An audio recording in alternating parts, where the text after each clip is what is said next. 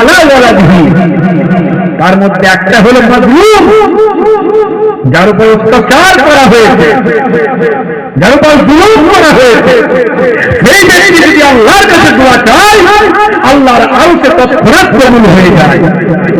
পৃথিবীর কঠিন পরিস্থিতির মধ্যে আমরা আছি, আমাদের ঈমানের মজবুতি নিয়ে সত্যও আছে। আল্লাহর নবী তো বলেই দিয়েছেন, ইউসলিহুল রাজুলু মুমিনান ওয়া ইউমসি কাফিরান ওয়া ইউমসি মুমিনান ওয়া ইউসলিহু কাফিরান ইয়াবিউ দীনাহু বিআরদিন মিনাদ দুনিয়া। মানুষ সকালবেলা মুমিন থাকবে, সন্ধ্যাবেলা কাফির হয়ে যাবে, সন্ধ্যাবেলা মুমিন থাকবে, সকালবেলা কাফির হয়ে যাবে, দিনকে বিক্রি করে দেবে দুনিয়া। তোমরা আল্লাহকে ডাকি, নবীকে ডাকি, নবী হুকুম মানার চেষ্টা করি, আল্লাহর নির্দেশ মানার চেষ্টা করি, ঠিক মতো আমাদের ঈমানের শক্তি নাই, ঠিক মতো আমল নাই, তারপরে যখন বিপদে পড়ি আল্লাহকে ডাকি, আল্লাহ আমাদের দোয়া কবুল করেন। কথা ঠিক না ভুল বলেন? পৃথিবীর বড় শক্তিশালী দেশ আমেরিকা যুক্তরাষ্ট্র, ভাই আমার, ওই জালেমদের কাজে লাগিয়ে মধ্যপ্রাচ্যের একটা দেশকে শেষ করে দিল, 50,000 মানুষকে শহীদ করে দিল। কত বাচ্চা, কত ফুলের মতো শিশু, কত বৃদ্ধ, কত বৃদ্ধা,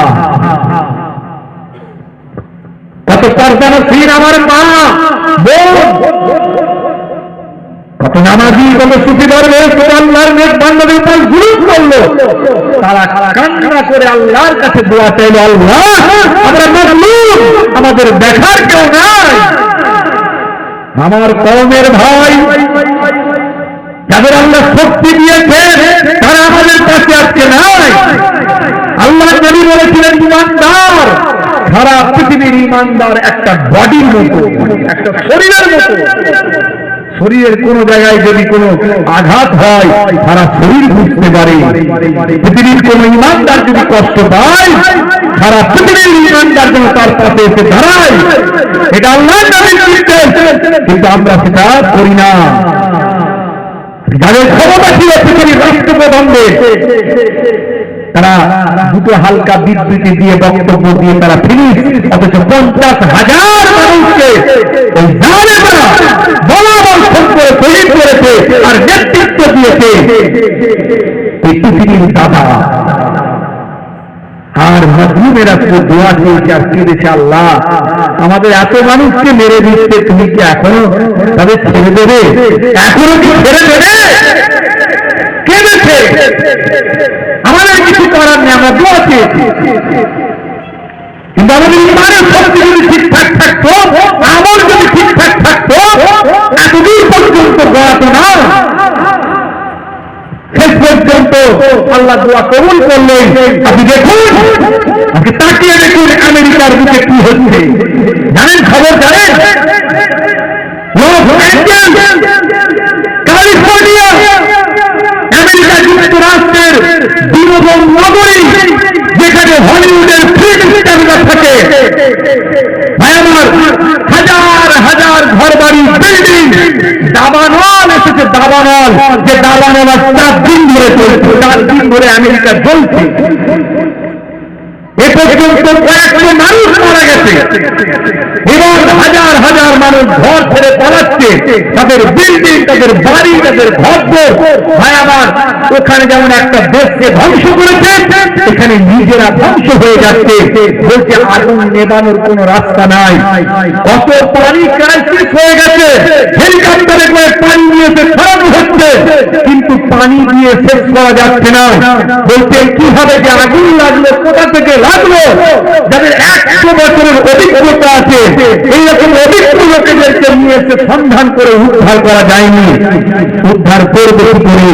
এটা আল্লাহর গজব, মাজলুমের দোয়া।